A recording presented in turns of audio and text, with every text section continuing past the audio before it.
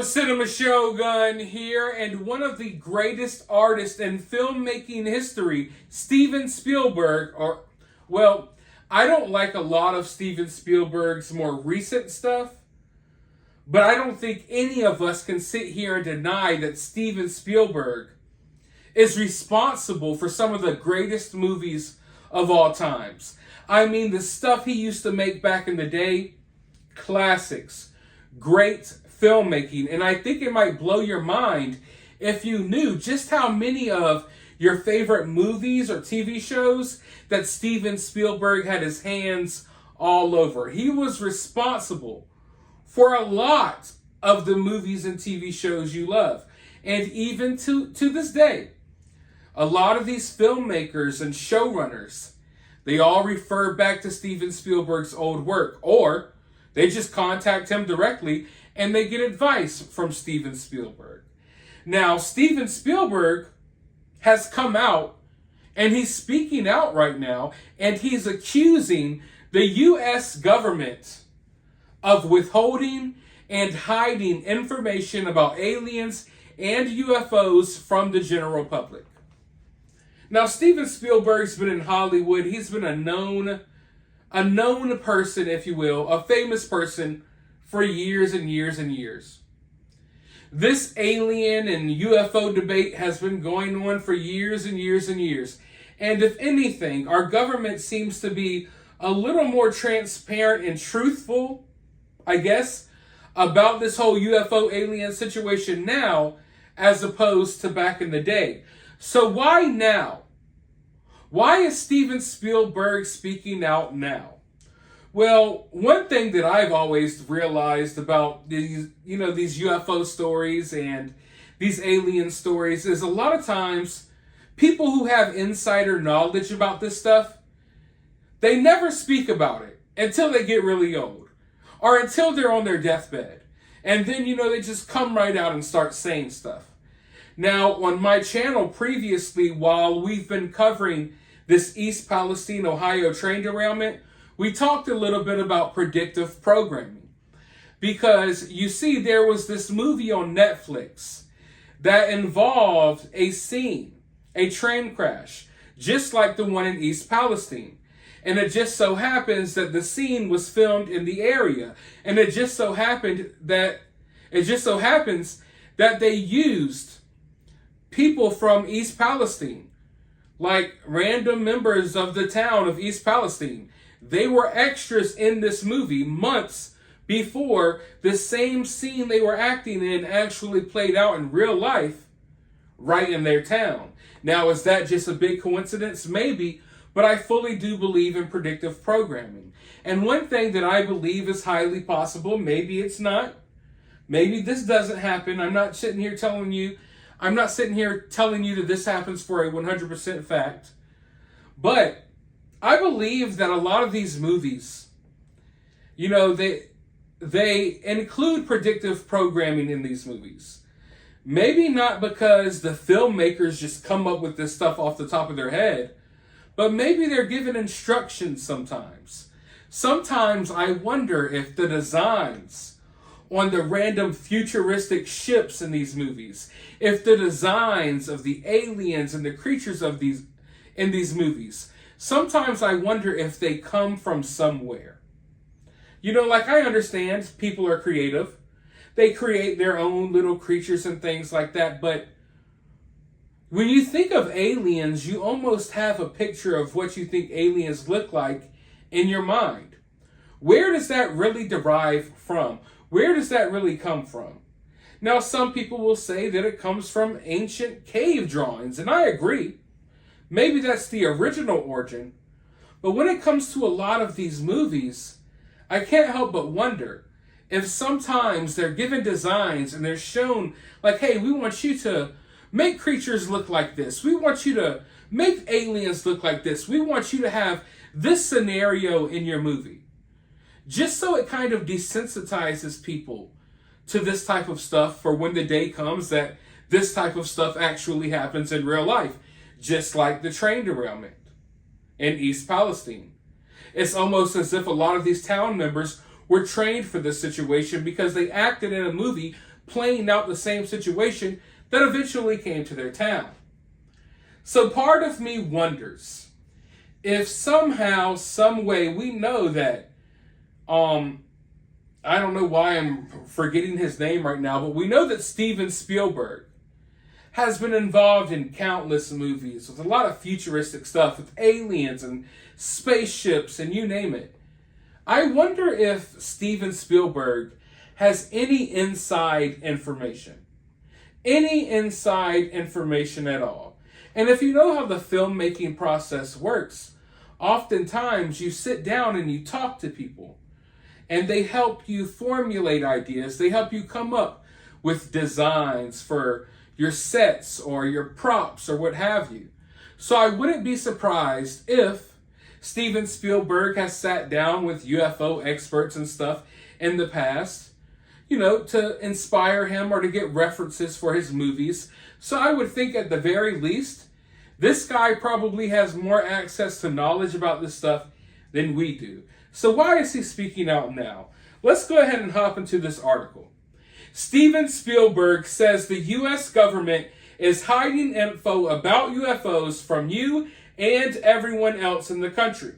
The ET director was blunt, saying, "I think the secrecy that is shrouding all of these sightings and the lack of transparency until the Freedom of Information Act compels certain materials to be released publicly, I think that there is something going on that simply needs extraordinary due diligence. I think what has been coming out recently is fascinating. Just absolutely fascinating.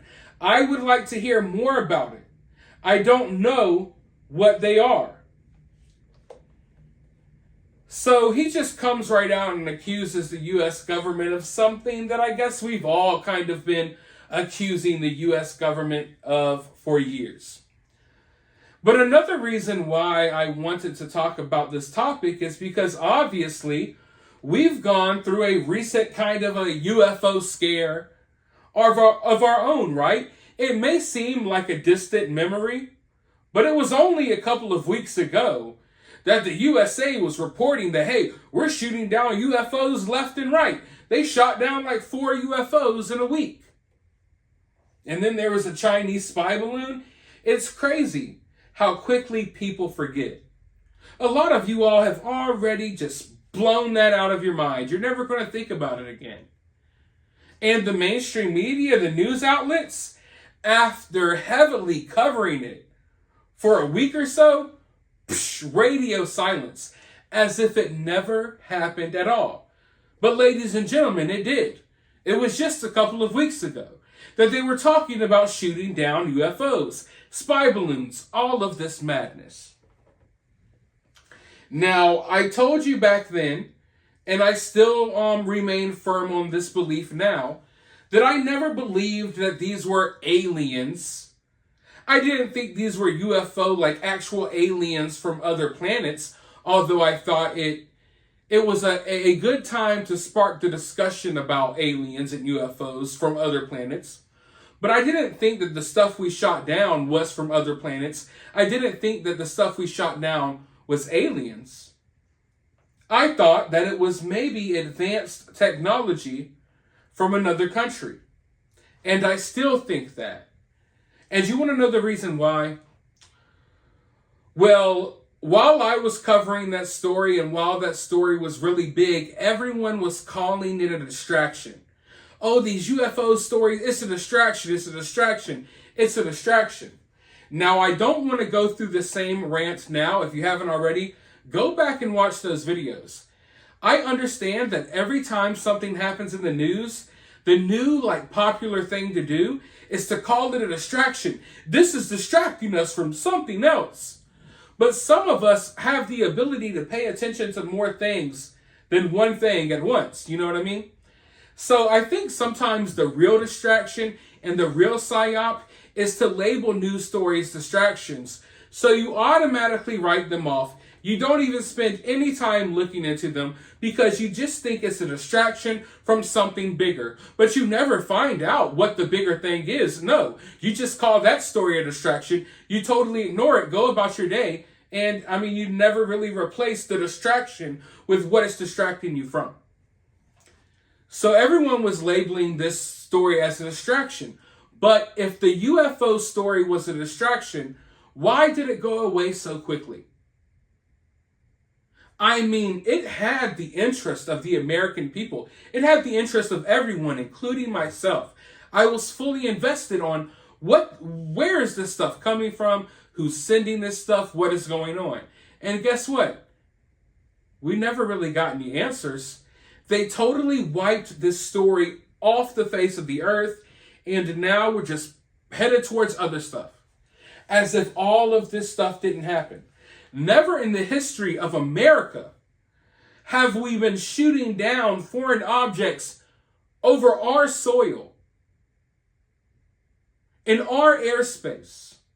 But we shot down 4 or 5 items in a week, and that story has already disappeared. And you want to know what the excuse was ultimately? They ultimately came out and was like, oh yeah, it was parking lot balloons and other balloons we accidentally shot down. Nothing to see here, folks. All right, go away. That was their story. They want us to believe that they shot missiles that cost millions upon millions of dollars, and they shot them at used car parking lot balloons that were floating in the sky. Do you believe that? Do you honestly believe that? I don't.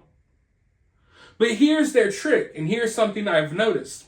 It doesn't matter if you voted for Biden. It doesn't matter if you didn't vote for Biden.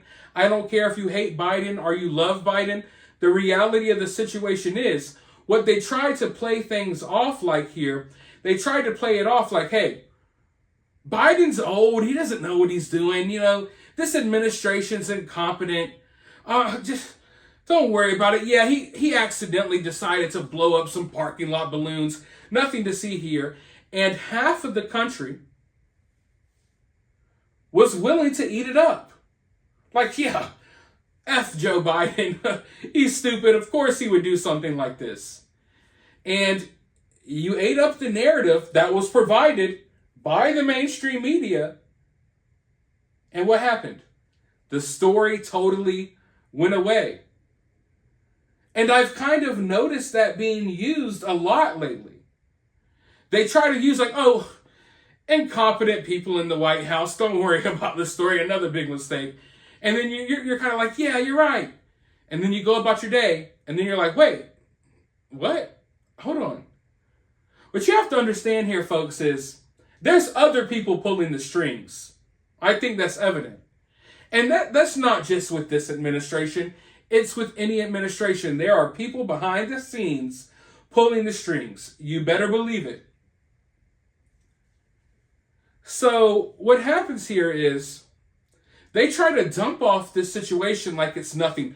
Everything, hey, guess what? Nothing to see here. It's just incompetence. You know, it's one big joke. And everyone immediately just goes along with it. You just go along with it and you totally forget that our U.S. Air Force has been scrambling fighter jets all around our country, shooting down objects in which they describe as not knowing how they were flying, not knowing how they were being propelled. Now, yeah, there's some incompetent people running our country, of course. There always is. But do you think down this whole entire chain of command and everyone involved in this situation, that none of them realized, hey, we're out here flying around shooting down parking lot balloons that flew and disconnected and flew into the sky, that were tied to cars? You don't think these fighter pilots out there can tell the difference between something of the likes they've never seen before and a traditional parking lot balloon?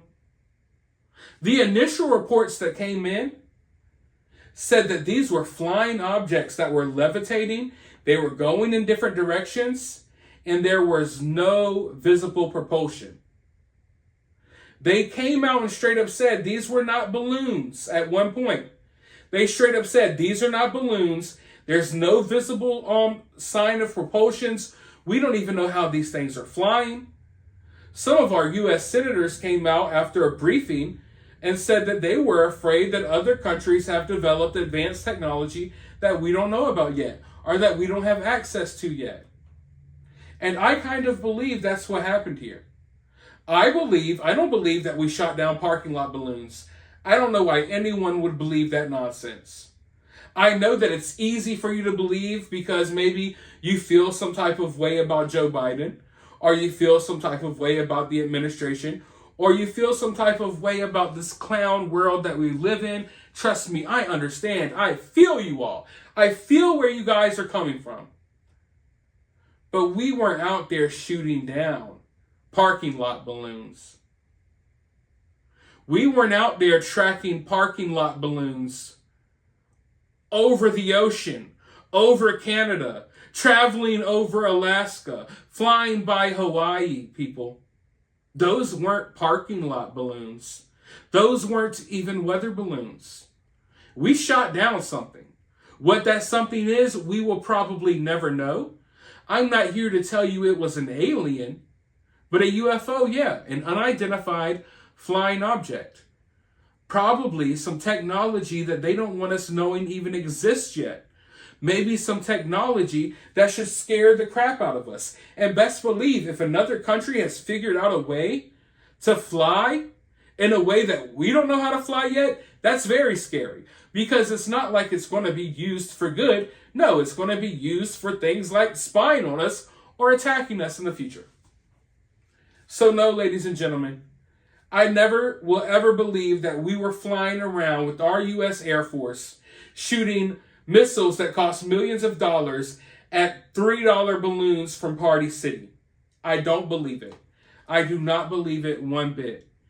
And the way that story took the nation and almost took the world by storm, and within like 2 or 3 days, never talking about this again.